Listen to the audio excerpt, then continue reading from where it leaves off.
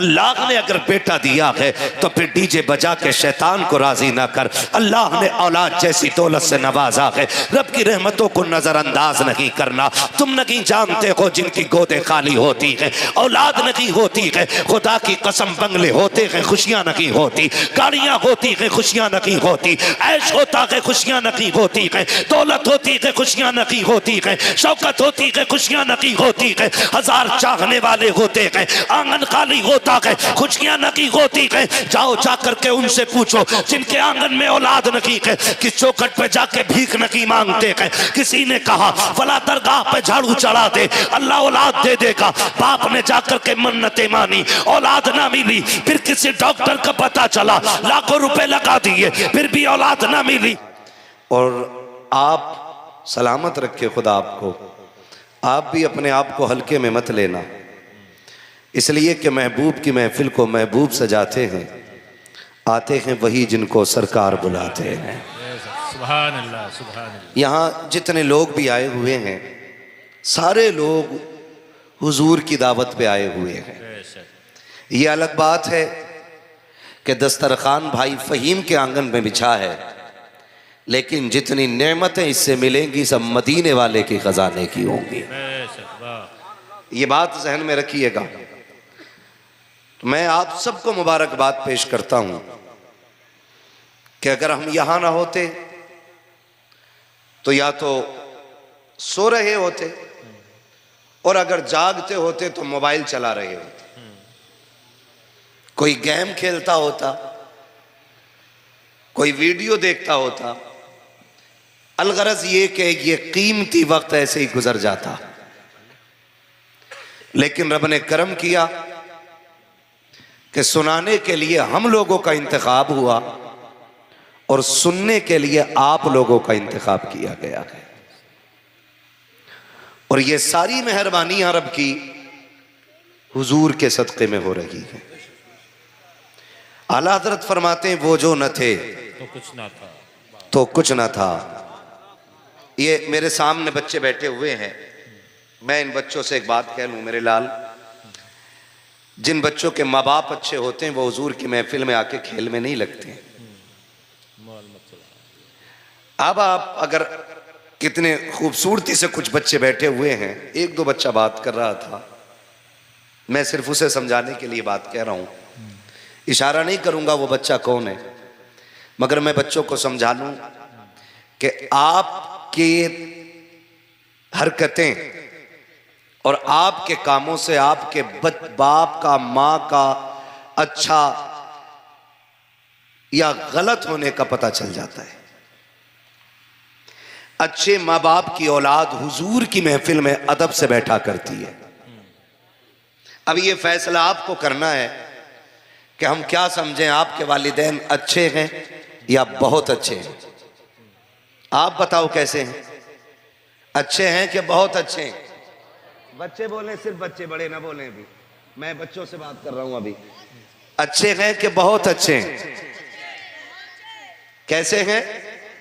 अल्लाह इन माँ बाप, इन बच्चों की जबान के सदक़े में सबके माँ बाप को बहुत अच्छा बना दे।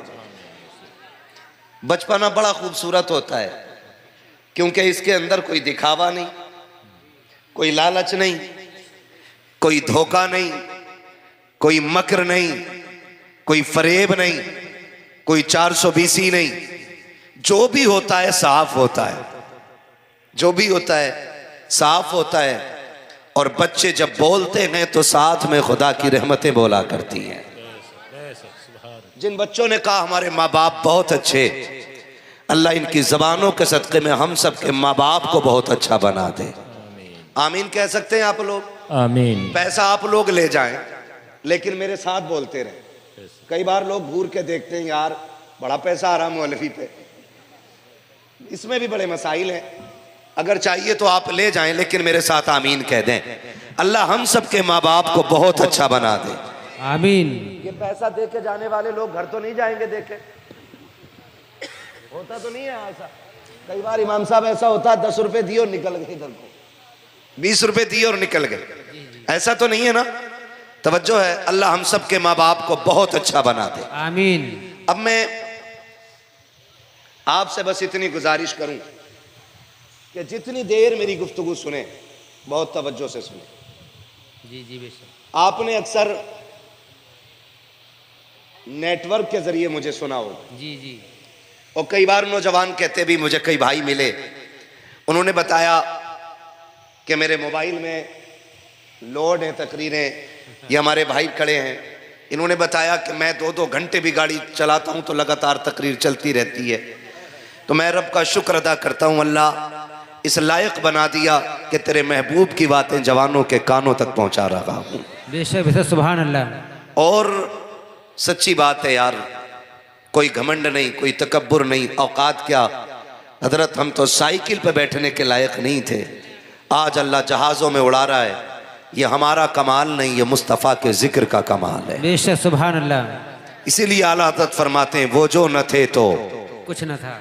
जो बरेलवी हैं वो बोले मेरे साथ, जो ना है अल्लाह उन्हें भी बरेलवी बना दे।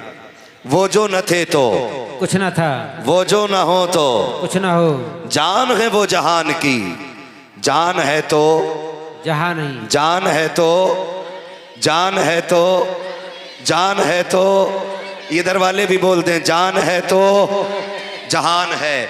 सारी चीजें हुजूर के सदक़े में मिली हैं। ये सांसें हुजूर का सदका, ये आंखें बोल सकते हैं तो बोलें, हुजूर का सदका। जब मैं अपनी स्पीड पे आ जाऊंगा तो फिर आपको नहीं थकाऊंगा। अभी आप थोड़ा सा जुड़ जाएं मेरे साथ। सांसें, मिंबर वाले ना बोलें, मैं सिर्फ नीचे वालों से बात कर रहा हूं। आंखें, सांसें, कान, दिल, दिमाग, वजूद, सब कुछ आला हजरत बोले जमीन व जमा, सलामत रहें, जमीन व जमा, मकीन व मकान, चुनीनो चुना, बने दो जहां, दहन में जबा, बदन में है जहां, हम आए यहां, उठे भी वहां, सबा वो चले कि बाग फले, वो फूल खिले कि दिन हो भले, लिवा के तले सना में खुले, रजा की ज़बान तुम्हारे लिए, सब कुछ हुजूर के लिए। आज भाई आसिफ साहब नाम है ना, फ़हीम भाई, सॉरी फ़हीम भाई, आज हमारे फ़हीम भाई ने ना जो ये अकीक़े का प्रोग्राम रखा है, इसलिए ये शुक्र के पल हैं कि अल्लाह ने औलाद से नवाजा है।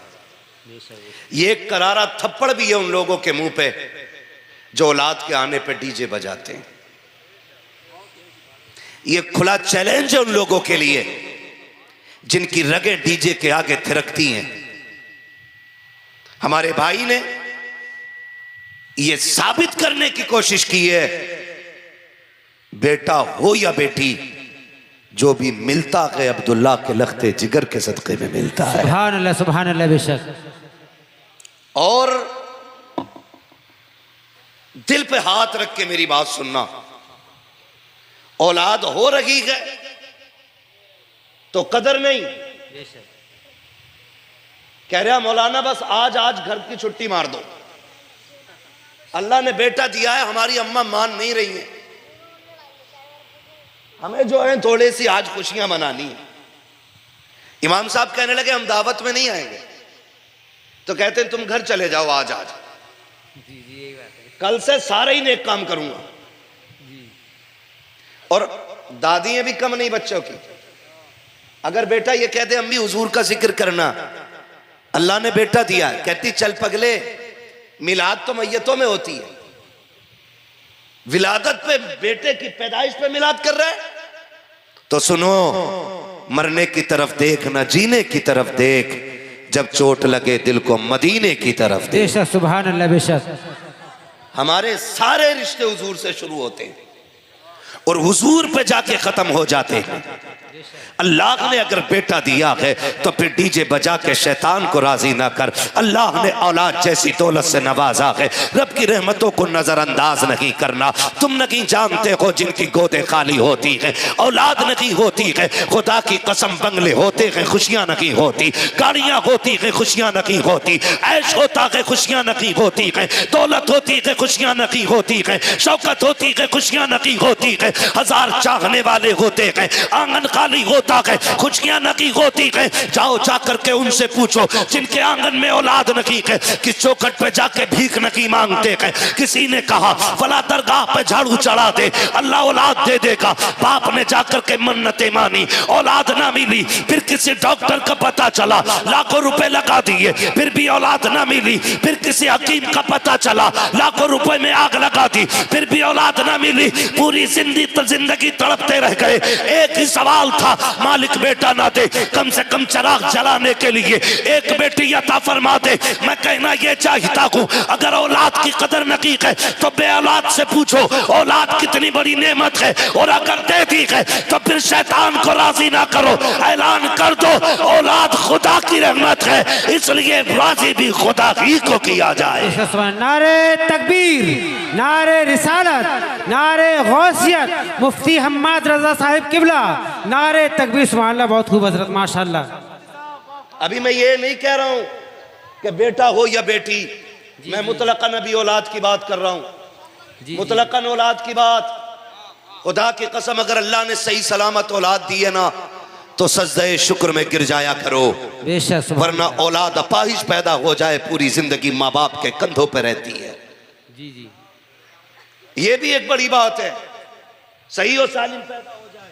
मगर माफ कीजिएगा, मैं उस समाज के सामने बैठा हुआ हूं जिसकी औलाद अगर माइंडेड होती है, ज़हीन होती है, खूबसूरत होती है तो कहता है MBBS बनाना है। जी जी, काले होते, लूले लंगड़े होते तो कहते इसे मौलवी बनाना है। हाँ, मैं उस कौम के सामने बैठा हूं। अल्लाह ने दौलत दे दी है ना, दौलत दे दी है तो कह रहा ना IAS बनाऊंगा। और दीन की तरफ कौन बढ़ रहा है? मजदूर के बच्चे, गरीब के बच्चे। शुक्र है जिसे कोई सीने से नहीं लगाता उसे मुस्तफा का दिया हुआ दीन सीने से लगाया। बेशक, सुभान अल्लाह, सुभान अल्लाह, बेशक। हम कोई लावारिस तो नहीं है ना, नहीं। खुदा ने ऐसा दीन अता किया है कि जब दुनिया का टुकराया हुआ इंसान मायूस होके किसी कोने में बैठता है ना, फिर हुजूर की रहमतें आवाज देती हैं। बेशक, सुभान अल्लाह। आप कहेंगे मौलवी गलत कह रहा है, पूरे चैलेंज और गारंटी के साथ कहता हूं, जाओ दुनिया के इंग्लिश मीडियम स्कूल देख लो, जितने भी VIP स्कूल हैं जाके चेक करो, जाओ जाकर के देखो। अभी पहला दिन एडमिशन का होता है, कंडीशन ये होती है 1800 रुपए ड्रेस की फीस जमा हो रही है, 600 रुपए जूते के जमा हो रहे हैं, 3000 कोर्स के जमा हो रहे हैं, 5000 वैन गाड़ी के जमा हो रहे हैं। उसके बाद तुम मदरसा स्कूल के अंदर आ सकते हो। मुझे पता तो सकी, जिस बाप की कुल कमाई 300-400 रुपए पर डे होगी, वो अपने बच्चों के ऐसे शौक कहां पूरे कर सकता है? स्कूल वाले धक्का दे देते हैं, पहले फीस दोगे तब बच्चा स्कूल में आएगा, पहले ड्रेस का पैसा जमा करोगे तब आपके बच्चे के हाथ में स्कूल में आने की इजाजत का सर्टिफिकेट दिया जाएगा, पहले कोर्स खरीदोगे तब जाके तुम्हारा बच्चा स्कूल में आएगा। सलाम करो आका की रहमतों को, सलाम करो इन दीन फैलाने वाले उलमा को। तुम्हारे बच्चे के पैर में जूते नहीं है, कभी मदरसे से धक्का नहीं दिया जाता, उसके पास खरीदने के किताब के पैसे नहीं हैं, कभी मदरसे से नहीं निकाला जाता, उसके पास खरीदने के लिए अपने कपड़े नहीं है, मगर कभी निकाला नहीं गया। निकाल भी कौन सकता है? अमीर ज़ाते अपनी अमीरी दिखाते हैं और मुस्तफा की चौखट पे बनने वाले आका के किरदार का लोगों को मंजर दिखाते हैं। कल नबी ने गरीबों को सीने से लगाया था, आज ये मदरसे वाले गरीबों को सीने से। नारे तकबीर, नारे रिसालत, नारे गौसियत, मसलक आला हजरत मुफ्ती हम्माद रजा साहिब किबला, नारे तकबीर। सुभान अल्लाह, बहुत खूब, माशाअल्लाह हजरत, माशाअल्लाह, बहुत खूब। मैंने पूछा भाई अल्लाह ने कितने बच्चे दिए? खुशी की बात सुनी, मैंने कहा मुझे बताया गया 4 बेटी अता की, अल्लाह ने 2 बेटे अता फरमाए। बेशक, सुभान अल्लाह। अल्लाह सबको बेटे भी अता करे, अपने करम से बेटियां भी अता करे, आमीन। हाँ, अल्लाह बेटे भी अता करे और बेटियां भी। बेटियां भी अता करे। बेटे नेमत होते हैं, बेटी खुदा की रहमत होती है। माशाल्लाह, वाह। बेटे नेमत होते हैं, बेटी खुदा की रहमत होती है। बोले सारे, बेटी खुदा की, बेटी खुदा की रहमत होती है। आज ना बच्चों का अकीका कर रहे हैं भाई हमारे। मैं रुक के एक बात यहां बेटों से कहूं, जिस तरह ना इन्हें अपने बच्चों की विलादत की खुशी है ना, उसी तरह हम में से हर एक के माँ बाप को हमारी पैदाइश की खुशी हुई होगी। बेशक बेशक, सुभान अल्लाह। ठीक है ना? बहुत गौर से मेरी बात सुनिएगा। मेरी भी मजबूरियां रहती हैं थोड़ी सी। जी जी। मैं जहां जाता हूं, जिस तरह हमारे सईद अख्तर भाई से फरमाइशें होती हैं, हमारे शोहरा से फरमाइशें होती हैं, हमसे भी लोग कहते हैं फला वाली तकरीर करनी है। फरमाइशें हैं मेरे पास कई सारी। अगर मैं सारी फरमाइशें बयान करूं तो फिर रात भर यहीं रह जाऊं। जी, यही बात। ठीक है ना? लेकिन चूंकि रोज तकरीर करना रहता है, 1 घंटा खतीब का खास होता है, लेकिन मुझे डॉक्टरों की तरफ से सिर्फ 40 मिनट की इजाजत है। लेकिन खुदा सलामत रखे बिलग्राम शरीफ के रईस उल अतकिया सरकार वैस मुस्तफ़ा को, उनकी दुआएं मिलती रहती हैं। ये फकीर एक नहीं 1.5 घंटे बोलते रहते हैं। बेशक सुभान अल्लाह, वाह, बेशक सुभान अल्लाह। ठीक है ना? ये अलग बात है, खामोश खड़े रहते हैं, फिर भी जो लोग बड़े हैं वो बड़े रहते हैं। ऐसे असलाफ से मिलता है हमारा शजरा, जिनके कदमों में कई ताज पड़े रहते हैं। वाह वाह, बेशक सुभान अल्लाह, बेशक, बहुत खूब। तवज्जो है ना? मैं कोशिश करूंगा इंशाअल्लाह अपनी बात सही वक्त पे मुकम्मल कर लूं। अभी थके तो नहीं है आप लोग? नहीं थके ना? जब भी महफिल में दिल लगने लगे, समझ लो मुस्तफा की नजर हो गई है। बेशक सुभान अल्लाह। ठीक है ना? समझो फिर हुजूर की नजर हो गई है। अगर दिल मुस्तफा की महफिलों में लगने लग जाए, फरमाया गया अगर हुजूर की महफिल में दिल ना लगे, कहा गया फिर जाके अपनी रोजी पे गौर कर, हराम की खाता है कि हलाल की खाता है। यह भी एक खास बात है। फिर अपने लुकमों पे गौर करो। जो उठ के भाग रहे हैं ना जलसे से, वो फिर गौर करें, लुकमे जो खाए थे हलाल के खाए थे कि हराम के। लेकिन मैं ये देख रहा हूं इस महफिल में जितने आके बैठे अभी तक कोई उठ के गया नहीं है। बेशक बेशक, वाह। उठ भी कैसे सकते हैं जफर भाई? जब अजमेर में गरीब नवाज ऊंटों को बैठा दे तो राजा ना उठा सका, जिन्हें मेरा मुस्तफा बैठा दे उन्हें इबलीस कैसे उठा के ले जा सकता? बेशक, वाह, सुभान अल्लाह, सुभान अल्लाह, बेशक, वाह। है ना? खुदा सलामत रखे। तवज्जो है सारे लोगों की? मैं क्या कह रहा था अभी आपसे? जिस तरह हमारे भाई को, फहीम भाई को अपने बच्चों की विलादत की खुशी है ना, हर बेटी बेटे के माँ बाप को उनकी विलादत, उनकी पैदाइश की इतनी ही खुशी हुई होगी। बेशक। ये अलग बात है कि जैसे जैसे उम्रें बढ़ती जाती हैं, इंसान की गफलत बढ़ती जाती है। बहुत तवज्जो से मेरी बात सुनिए, अल्लाह करे मेरी बातें आपके दिल में उतर जाए। मैं फरमाइश भी जरूर पूरी करूंगा, ठीक है ना? मगर उससे पहले अपनी चंद जरूरी बातें आपसे कह जाऊंगा। मेरा उसूल है, मैं ये चाहता हूं मेरी तकरीर तबे यार को बेचैन करती है, सबब क्या है वही कहता हूं जो दिल पर गुजरती है। बेशक बेशक। मैं कभी रट के बात नहीं करता, जो दर्द है ना दिल का ये बस निकल के आता है जी। मैं इन्हीं टूटी फूटी बातों के जरिए अपने दोस्तों से मिलता हूं और उनसे बात करता हूं।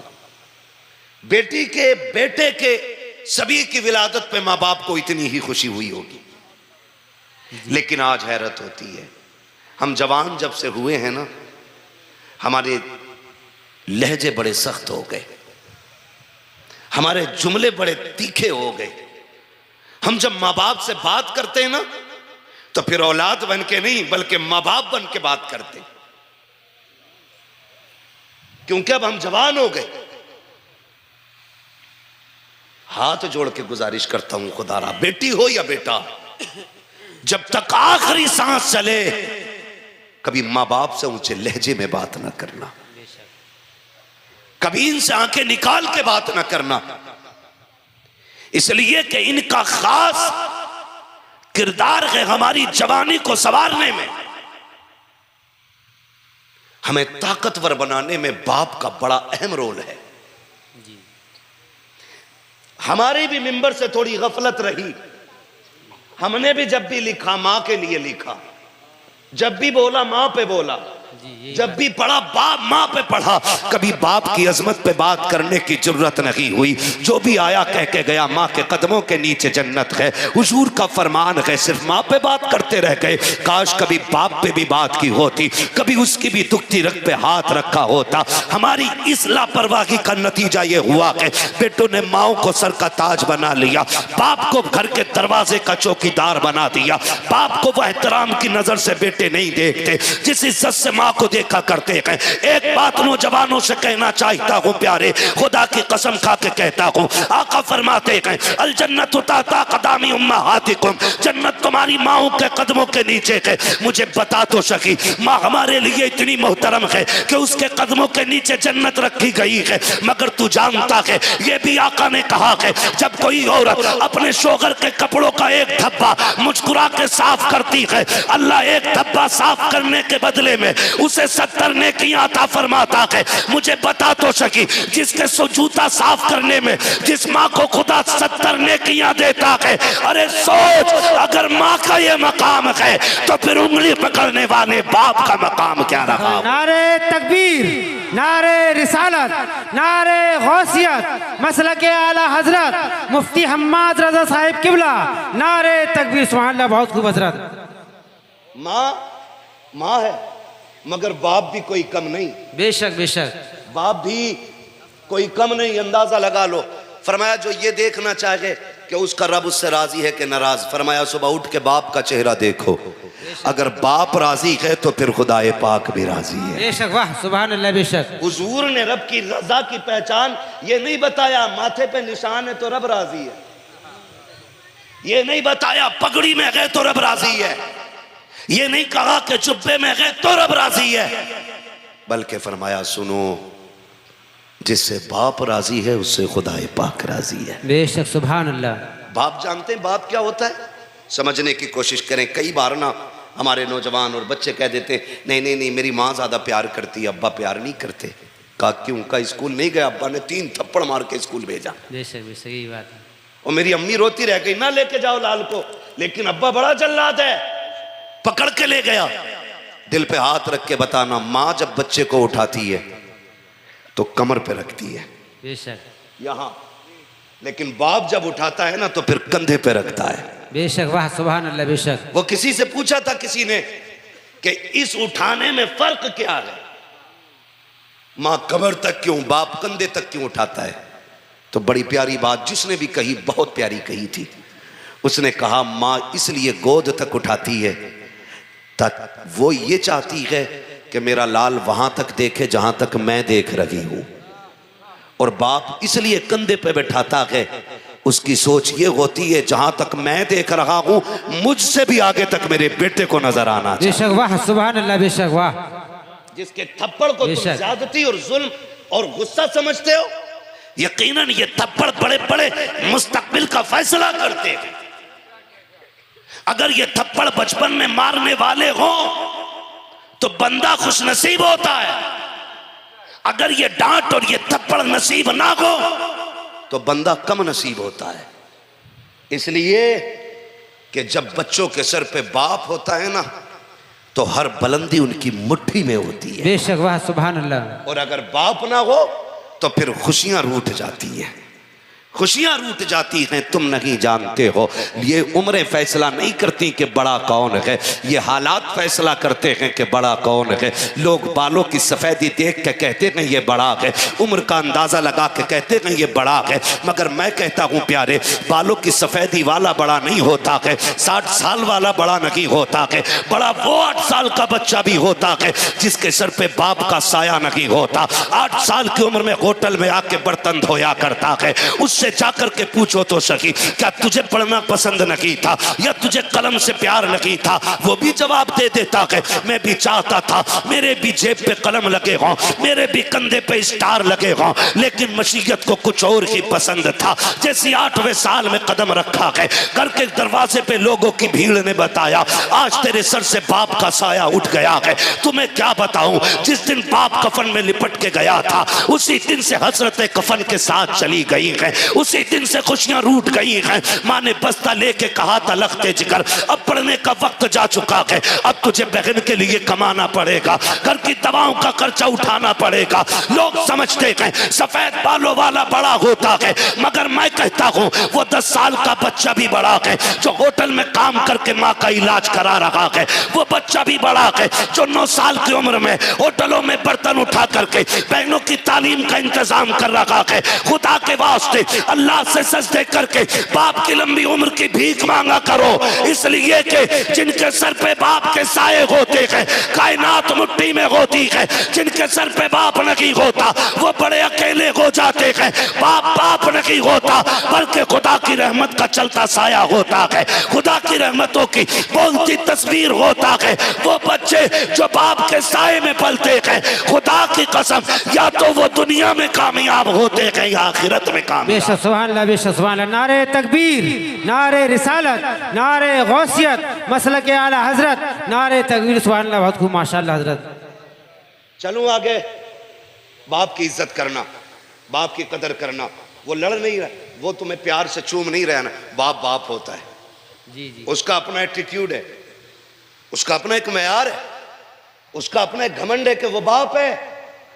उसके अलावा खुदा की कसम बाप इतना गैरत वाला होता है, मर जाता है औलाद के आगे हाथ नहीं फैलाता है, गरीब हो के अमीर हो नहीं फैलाता है, ये बाप होता है।